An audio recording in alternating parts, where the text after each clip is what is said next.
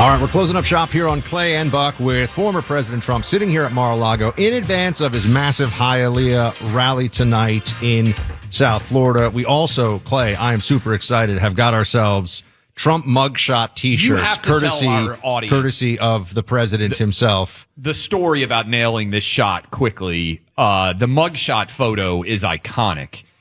Well, I went to Atlanta. One take. Tell me why. I'll give it to you. One take. I went to Atlanta and I was greeted by a sheriff who was really very nice, and he was apologetic for having to do it. And we walked into a building, a lot of police, and they were so nice, waving to me and everything else. It was a little interesting. And they said, "Sir, are you ready?" I said, "For what?" "We're going to take a photo of you." And it was a camera in the ceiling. I said, "Okay, where is it?" "It's up in the ceiling." And I looked at the ceiling. "Ready, sir?" "Yeah." Boom. And they didn't do 2, 3, 4, 5. And when I saw it, which was sent to us a few hours later, when I saw the picture, I couldn't believe it. I said, "It's actually a decent picture. It's a good picture." It's maybe, they were all saying, this is an iconic picture. This was something that was very unusual. I figured it would be a horrible. You're like an Instagram star. I thought it was going to be a horrible picture, but it was a pretty cool Came picture. out very well. We appreciate the T-shirt. So I want to try to get everybody on a hopeful note here, because a lot of our audience feels like right now, we talked about the national security challenges under Biden. We've talked about the wide open border, the crime in cities, and the economic impact of this administration. People can't afford food. They can't afford gas. They're running up credit card bills that they're going to be stuck with for years, just paying off the interest. Bidenomics, as you know, was something they rolled out and have basically rolled back because they realize it's not going to work for them. Not with inflation where it is, not with mortgage rates where they are. People look back to 2019. They look back the last year of your presidency, and they think about the economy that we had, not with COVID going on, just the economy that we had for the years of your first term. How do we get back there? Can we get back there? What would you do? Well, we can. We had the greatest economy in history, and now we have a bad economy, and inflation has destroyed it.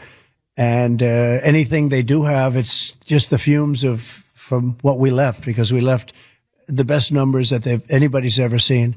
And we acknowledged to be the greatest economy in history. I'm the president with the greatest economy, and we were also very safe. We had security. We had everything going. But we're going to bring back energy, and we're going to get energy down. It's very expensive. It's $5, and even in California, it's $8.09 today for a gallon of gasoline. We're going to get that way down. We're going to bring energy way down. That's going to bring other things down. We're going to get rid of inflation. We're going to lower interest rates. You're going to be able to buy a house again. And we will get this going so incredibly well. We're going to strengthen the border. Not strengthen it. It's so weak now. We're going to make it really like I had it, if not stronger. You know, he likes to go to the beach. If he just went to the beach when he came in, just went to the beach every single day, he inherited the strongest border we've ever had, and now we have the worst. He inherited the greatest economy ever, especially pre-COVID. But then I got it back to a point where the stock market was higher than when COVID first came in. Nobody can even believe it. The recovery was incredible, what we did in just a short period of time. And he inherited all of these things. I rebuilt the military. We did so much. And if he just would have gone to the beach every day, because somebody in his group, you know, one of these consultants likes him on the beach. I don't particularly think it looks very good. You don't think he looks good shirtless? I don't think. And when he can't lift one of those chairs that weighs 6 ounces, made for anybody to lift. 74%, by the way, even on CNN, we were talking about that stat earlier, think that he does not have the stamina to be president of the United States. I mean, 74%. Yeah. It's hard. By the way, this is breaking news I wanted to hit you with.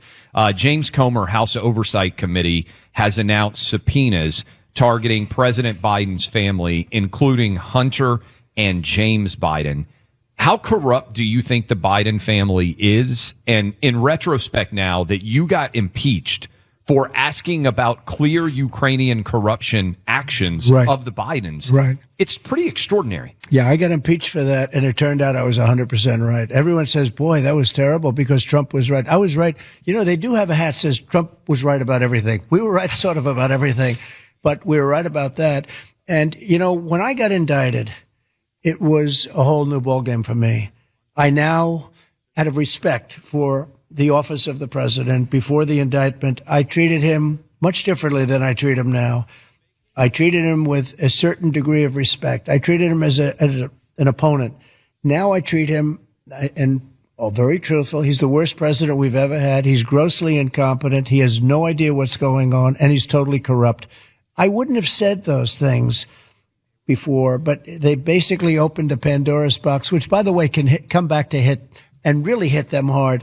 So I think they should have Hunter there. I think Hunter will be unable to answer the questions, and I think, frankly, they should call Joe Biden also. One of the biggest problems that the country has right now seems to be the two-tier justice system, which you know better than most, right, and the weaponization of the Department of Justice and federal prosecution for political ends. How do you clean that up? Because a lot of people see this now. Clay was talking about his IRS audit recently. Yeah. A lot of people I take over this show. I did sports talk radio. Right? You know, nobody cared. I take this show. Suddenly, I got an IRS. A lot of people Isn't that see terrible? this. A lot of people see this, Mr. President. They say, "How do we come back from this?" Because well, it's a two-way street. It's when this happens, and one of the things I hated so much. This is now going to be maybe standard fare, maybe, and maybe it won't be. You know, if you pick the right people at the top, and we had some great people. You know, we talk about people that I didn't like, but we had some great people that did a fantastic job. All of the things we did, you know, rebuilding the military, all the things we did, we had some unbelievable people in the administration. But it does start from the top of a big agency, whether it's DOJ or FBI. You pick the right people. You have to get the right ones. And when you get it right, it's beautiful. Most of our agencies were phenomenal, the job they did.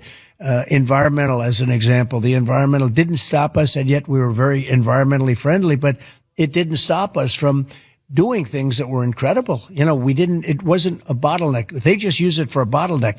I used it to have clean air, clean water, and let's get the job done, and let's produce a lot of jobs. But we have to get the right people.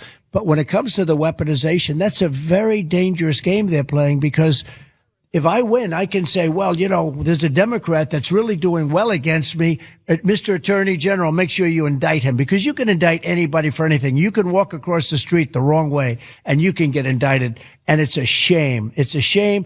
And they've opened a box that should never have been opened.